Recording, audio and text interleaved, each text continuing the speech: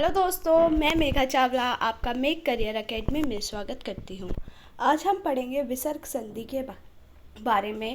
विसर्ग संधि से रिलेटेड 7-8 रूल्स हैं। इन सारे रूल्स को आज हम इस वीडियो में डिस्कस करेंगे, तो ये वीडियो आपके लिए हेल्पफुल होने वाली है। अगर आपको ये वीडियो अच्छी लगे तो प्लीज़ अपने फ्रेंड्स के साथ शेयर कीजिएगा एंड चैनल को सब्सक्राइब कीजिएगा। इससे पिछली वीडियो में हमने स्वर संधि को कंप्लीट किया था। अगर आपने वो वीडियो नहीं देखी है तो आप जाकर देख सकते हैं, जिसकी PDF हमने अपने टेलीग्राम चैनल पर डाल दी है, जिसका लिंक डिस्क्रिप्शन बॉक्स में मेंशन होगा।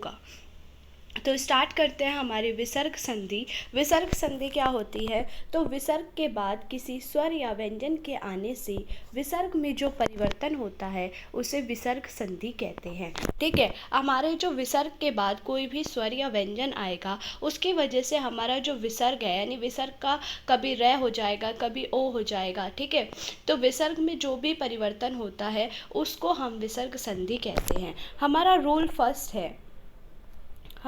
फर्स्ट है कि अगर विसर्ग के बाद च और छ आए तो विसर्ग का क्या हो जाएगा? आधा श हो जाएगा। अगर विसर्ग के बाद ट और ठ आए तो विसर्ग का क्या हो जाएगा? आधा षटकोण वाला श हो जाएगा। अगर विसर्ग के बाद त या थ आए तो विसर्ग का क्या हो जाएगा? आधा स हो जाएगा। तो याद रखिएगा, अभी हमने रूल फर्स्ट पढ़ा है। अगर हमारा च और छ आएगा तो श होगा। अगर हमारा ट और ठ आएगा तो श होगा। अगर हमारा त और थ आएगा तो हमारा स हो जाएगा। एग्जाम्पल से समझते हैं। सबसे पहले है नी प्लस चल। अब विसर्ग के बाद क्या आ रहा है? च आ रहा है। ठीक है, विसर्ग के बाद क्या आ रहा है हमारा? तो विसर्ग के बाद हमारा च आ रहा है, तो विसर्ग का क्या हो जाएगा? आधा श हो जाएगा। विसर्ग का होगा तो नी, विसर्ग की जगह क्या आ गया? आधा श आ गया और ये क्या बन गया? निश्चल बन गया। नेक्स्ट देखिए, विसर्ग के बाद छ आ रहा है तो भी आधा श हो जाएगा, ये क्या बन गया? निश्चल बन गया। विसर्ग के बाद अगर ट आ रहा है तो क्या बनेगा? आधा श बनेगा, ये क्या हो जाएगा हमारा? धनुष टंकार। अगर विसर्ग के बाद ठ आ रहा है तब भी षटकोण वाला श बनेगा, यानी ये हमारा बन गया निष्ठुर। इसके बाद अगर त और थ आएगा तो आधा स, यानी विसर्ग के बाद त आ रहा है तो विसर्ग का आधा स हो गया तो दुस्तर। ऐसे ही नी प्लस तेज, ये क्या बन जाएगा? निस्तेज। नमस्ते, ये फेवरेट है एग्जामिनर का, ये क्वेश्चंस बहुत पूछा जाता है। नमस्ते में कौन सी संधि है? तो ये हमारी विसर्ग संधि है, याद रखना, नमः प्लस ते। ठीक है, तो त आने पे विसर्ग का क्या हो जाएगा? आधा स, तो ये हमारा हो गया नमस्ते। तो रूल नंबर फर्स्ट आपको अच्छे से क्लियर हो गया होगा। क्या है रूल नंबर फर्स्ट? अगर विसर्ग के बाद च और छ आएगा तो श हो जाएगा। विसर्ग के बाद ट और ठ आएगा तो आधा श हो जाएगा। विसर्ग के बाद अगर त और थ आएगा तो आधा स हो जाएगा। ठीक है, चलते हैं रूल नंबर सेकंड की ओर। ये है हमारा विसर्ग का र हो जाना। अब विसर्ग र कब होता है? यदि विसर्ग से पहले ए और आ से भिन्न कोई और स्वर हो और विसर्ग के बाद कोई स्वर हो, किसी वर्ग का तीसरा चौथा पांचवा वन हो, या फिर ये र ल व है हो, तो इनमें से कोई भी वन आए तो विसर्ग का क्या हो जाता है? र हो जाता है। ठीक है, आपको ये रूल एक बार पढ़ना होगा, याद माइंड में रखना होगा। अगर क्या रूल है? विसर्ग से पहले ए और आ से भिन्न कोई भी स्वर हो, विसर्ग के बाद कोई भी स्वर आ जाए, या फिर किसी भी वन का तीसरा चौथा पांचवा वन आए, या फिर ये र ल व है आए, इन तीनों में से कुछ भी आए तो विसर्ग का क्या हो जाएगा? र हो जाएगा। आइए थोड़ा ऐसे समझते हैं ताकि आपको इजी रहे। विसर्ग से पहले, ये विसर्ग है, ये विसर्ग है। विसर्ग से पहले विसर्ग है, ये विसर्ग से पहले ए और आ से भिन्न कोई स्वर, यानी ए और आ नहीं आने चाहिए, इसके अलावा कोई भी स्वर आना चाहिए। विसर्ग से बाद ये जो तीसरा चौथा पांचवा वन है, इनमें से कुछ आए, या फिर हमारा ये र ल व है आए, या फिर कोई भी स्वर आए, तो इस विसर्ग का क्या हो जाएगा? र हो जाएगा। एग्जाम्पल से समझिए, देखिए, ये है नी प्लस मल। ठीक है, तो विसर्ग से पहले क्या आ रहा है? ई आ रहा है, ए और आ तो नहीं आ रहा है। विसर्ग से पहले ई आ रहा है, विसर्ग से बाद हमारा मैं आ रहा है, जो हमारा पांचवा वन है। ठीक है, तो ये क्या हो जाएगा? विसर्ग का र हो जाएगा, यानी ये क्या बन जाएगा? निर्मल। ऐसे ही निर्बल, ठीक है। ऐसे ही हमारा क्या हो गया, नी आ गया, ई फिर आ गया, यानी निराशा, निर्जन, दुरुपयोग। ठीक है, तो ये हमारा था सेकंड रूल। इसका एक्सेप्शन है, एक्सेप्शन में है अंतर्धान। देखिए यहाँ पर आ रहा है और बाद में ध आ रहा है, लेकिन इसमें हमेशा र ही होता है, तो अंतर्धान इसमें क्या हो गया, एक्सेप्शंस में हो गया। ठीक है, अब चलते हैं अपने थर्ड रूल की ओर। हमने 2 रूल पढ़ लिए। फर्स्ट था हमारा कि अगर च और छ आएगा तो शलजम वाला श हो जाएगा, ट और ठ आएगा तो षटकोण वाला, और हमारा त और थ आएगा तो आधा स हो जाएगा। दूसरा हमने पढ़ा कि अगर विसर्ग से पहले ए आ से अलावा कोई भिन्न स्वर आएगा और ए आ के बाद किसी भी वन का तीसरा चौथा पांचवा वन आएगा, या फिर ये र ल व है आएगा, या फिर कोई भी स्वर आएगा, तो उस विसर्ग का क्या हो जाएगा, र हो जाएगा। अब हमारा तीसरा रूल है विसर्ग का ओ हो जाना। अब विसर्ग का ओ कैसे होगा, अगर विसर्ग से पहले ए आएगा। अब पिछली वाले में रे वाले में ए नहीं था, इसमें क्या चाहिए, ए ही चाहिए। विसर्ग से पहले ए होना चाहिए और विसर्ग के बाद प्रत्येक वन का तीसरा चौथा पांचवा वन हो, या फिर ये रे ले वे है हो, या फिर ए है।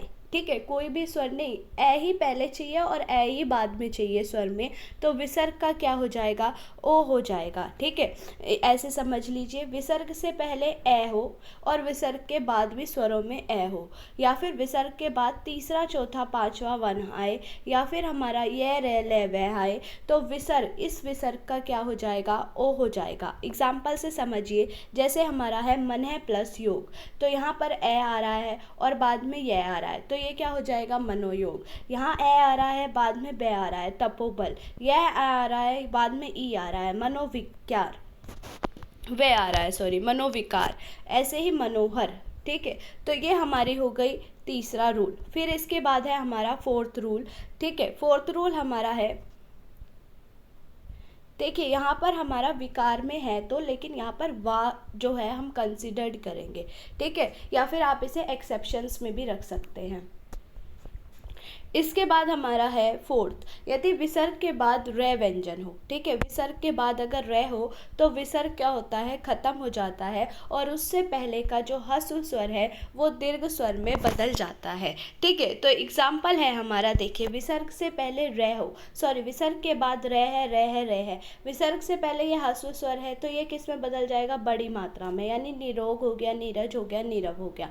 तो ये था हमारा फोर्थ रूल। इसके बाद आते हैं फिफ्थ रूल पे। पहले चारों रिपीट कर लीजिए। अगर च छ हो तो हमारा आधा श, अगर ट ठ हो तो आधा षटकोण वाला, अगर हमारा त थ हो तो आधा स।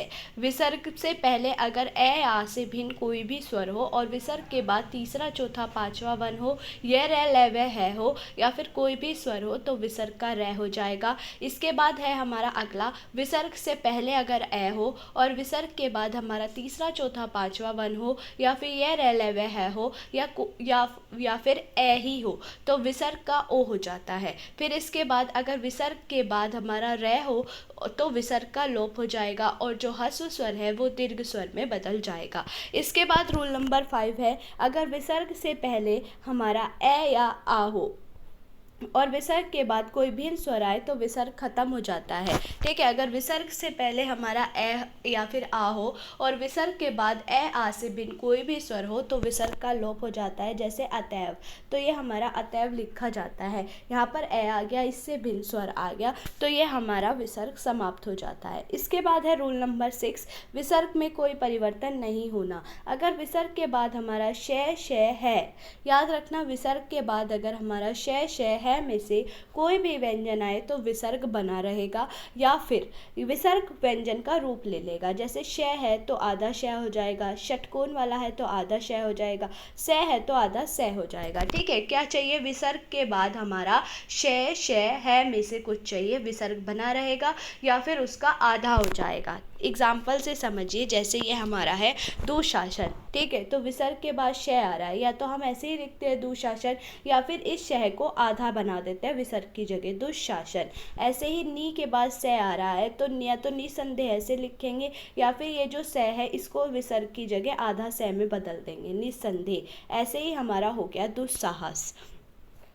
अगले रूल पर चलते हैं, अगर विसर्ग से पहले ए और आ आए और विसर्ग के बाद कै खे या पै फै हो तो विसर्ग में कोई परिवर्तन नहीं होता है। ठीक है, अगर विसर्ग से पहले ए आ आए तथा विसर्ग के बाद हमारा कै खे या पै फै हो, ठीक है, कै खे या पै फै हो तो विसर्ग में कोई परिवर्तन नहीं होता है। जैसे प्रातःकाल, पहले ए आ रहा है बाद में कै आ रहा है तो विसर्ग ऐसे ही बना रहेगा।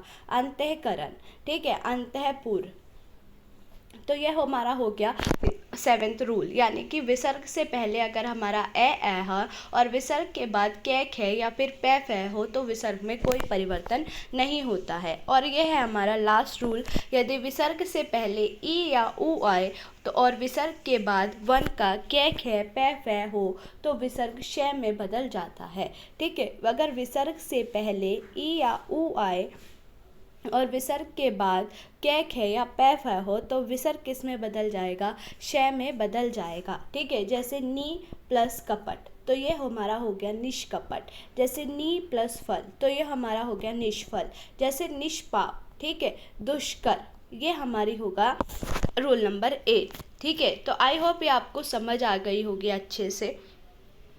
ठीक है, अच्छे से आपको समझ आ गई होगी ये विसर्ग संधि। अगर विसर्ग संधि में आपको कोई भी डाउट हो तो आप मुझे कमेंट करके पूछ सकते हैं। और वो जो ऊपर था मनः प्लस विकार तो वो हमारा एक्सेप्शन में ही काउंट होगा, मनो प्लस विकार। ठीक है, बाकी हमारा सारी वीडियो आपको अच्छे से समझ आ गई होगी, 8 के 8 रूल आपको अच्छे से क्लियर होंगे और ये एग्ज़ाम में के लिए बहुत इंपॉर्टेंट है। तो इस वीडियो को लास्ट तक ज़रूर देखिए। और अगर आपको इस वीडियो की PDF चाहिए तो आप हमारे टेलीग्राम चैनल को ज्वाइन करके ले सकते हैं। Thank you.